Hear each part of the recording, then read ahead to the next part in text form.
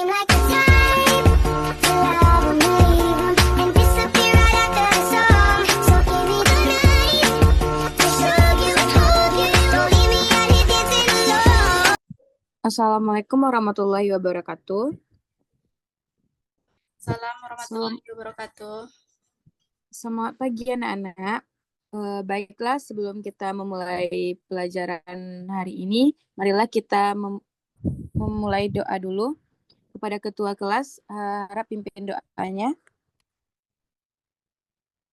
Baik, sebelum kita memulai mata pelajaran pagi hari ini, sebaiknya kita berdoa terlebih dahulu menurut kepercayaan masing-masing. Berdoa dimulai.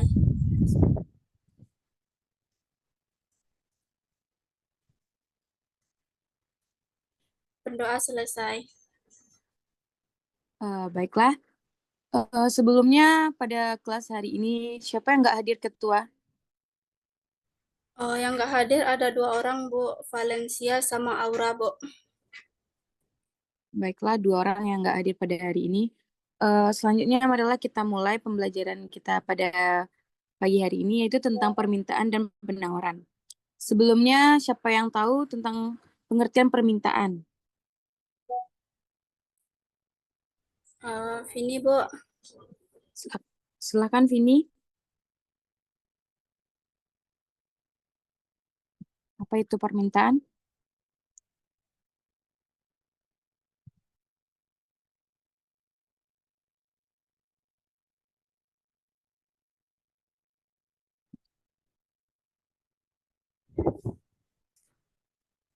Per-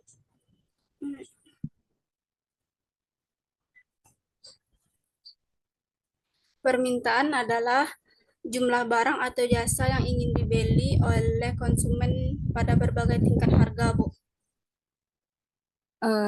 Baiklah, itu pengertian permintaan dari Vini. Permintaan itu adalah permintaan masyarakat terhadap barang pada umumnya berbeda-beda. Karena permintaan itu timbul karena adanya kebutuhan seseorang terhadap barang tertentu. Dalam arti ekonomi, permintaan atau demand adalah jumlah keseluruhan barang jasa yang ingin dibeli oleh konsumen pada berbagai macam tingkat harga. Nah, yang dijelaskan Vini tersebut seperti permintaan dengan keseluruhan, bukan garis besar dari pengertian permintaan. Selanjutnya, jenis-jenis permintaan. Ada yang tahu apa itu jenis-jenis permintaan? Bu.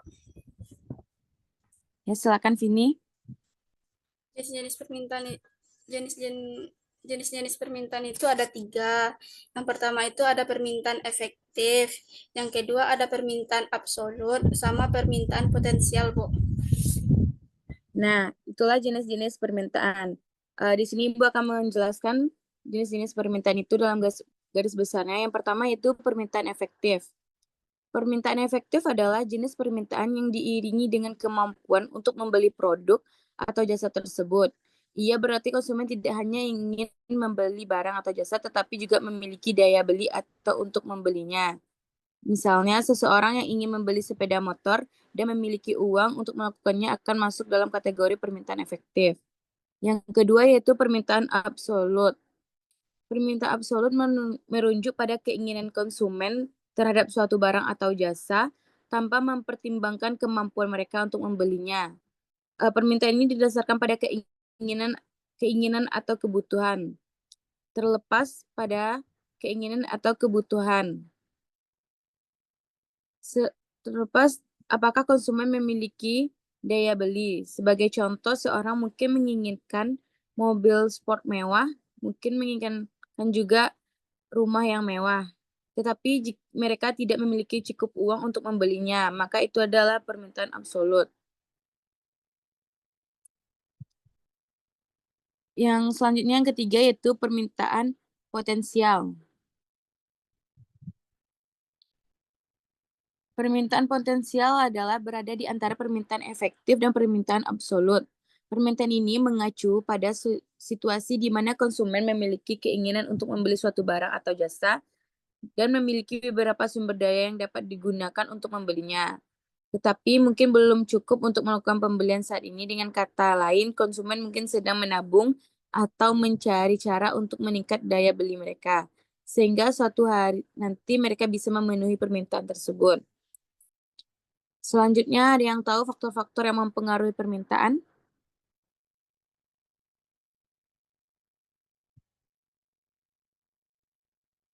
Ada, Bu. Ya, silakan Vini. Faktor-faktor yang mempengaruhi permintaan. Faktor-faktor yang mempengaruhi permintaan itu harga barang itu sendiri, terus perubahan pendapatan atau penghasilan masyarakat, selera konsumen terhadap barang, sama perubahan harga barang substitusi dan komplementer, jumlah penduduk, perubahan harapan di masa yang akan perubahan masa yang akan datang sama mode Bu atau tren. Nah, benar sekali. Yang pertama yaitu harga barang itu sendiri. Harga barang juga merupakan faktor utama untuk mempengaruhi orang dalam membeli suatu barang. Jika harga suatu produk naik, maka orang akan cenderung mengurangi pembelian. Sedangkan bila harga barang tersebut turun, maka orang akan meningkatkan pembeliannya. Itu yang kedua yaitu perubahan pendapatan atau penghasilan pada masyarakat. Ya, apabila pada pendapatan konsumen semakin tinggi yang akan diikuti daya belinya, konsumen yang kuat akan mampu membeli barang jasa yang dengan jumlah yang lebih besar. Demikian pula sebaliknya, apabila pendapatan konsumen rendah, maka daya tarik atau daya ikut daya beli konsumen juga tidak mampu untuk membeli barang jasa tersebut.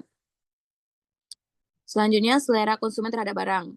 Apabila selera konsumen terhadap suatu barang dan jasa tinggi, maka akan diikuti dengan jumlah barang jasa yang diminta akan mengalami peningkatan. Demikian pula sebaliknya. Contohnya permintaan terhadap telepon genggam. Selanjutnya yaitu hukum permintaan. Di sini tahu apa itu hukum permintaan?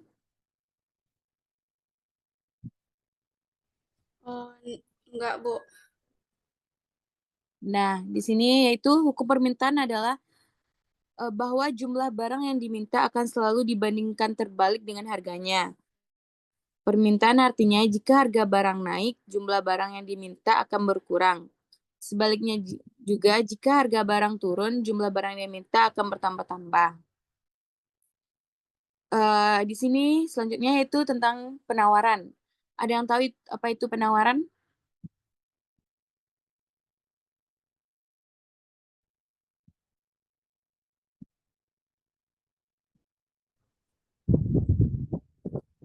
Enggak tahu, Bu. Ya, baiklah Ibu jelaskan lagi. Penawaran datang dari pihak produsen. Apabila barang-barang yang dihasilkan oleh produsen ditawarkan kepada konsumen, dalam arti ekonomi, penawaran supply adalah jumlah keseluruhan barang atau jasa yang akan dijual atau ditawarkan oleh produsen pada berbagai macam tingkat harga. Baiklah, ada yang tahu itu faktor-faktor yang mempengaruhi penawaran? Tahu, Bu. Ya, silakan Vini jelaskan. Faktor-faktor yang mempengaruhi Sebutkan faktor-faktor yang mempengaruhi penawaran. faktor-faktor yang mempengaruhi penawaran itu ada biaya produksi, Bu. Biaya produksi, kemajuan teknologi atau adanya teknologi baru. Terus ada harga barang itu sendiri, harapan masa yang akan datang, sama laba yang ingin produsen atau penjual, Bu. Harga laba yang diinginkan produsen atau penjual, Bu. Ya, itulah faktor-faktor yang mempengaruhi penawaran, yaitu biaya produksi, kemajuan teknologi, dan harga barang itu sendiri, serta harapan masa yang akan datang, serta laba yang diinginkan oleh produsen atau penjual. Selanjutnya, hukum penawaran. Di sini ada yang tahu apa itu hukum penawaran?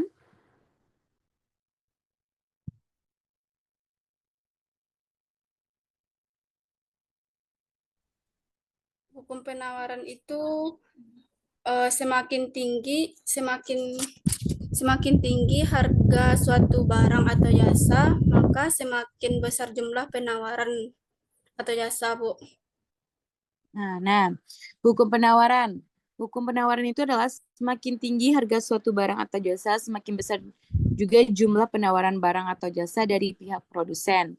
Sebaliknya juga, semakin rendah harga barang atau jasa, semakin rendah pula penawaran barang atau jasa. Nah, selanjutnya, apakah ada yang ingin ditanyakan tentang materi permintaan dan penawaran?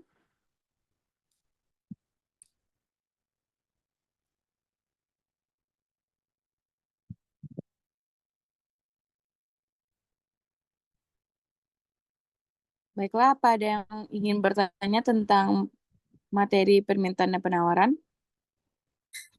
Tidak ada, Bu. Baiklah, jika tidak ada, kita akhiri pembelajaran kita pada hari ini. Jangan lupa pahamin lagi materi tentang permintaan dan penawaran.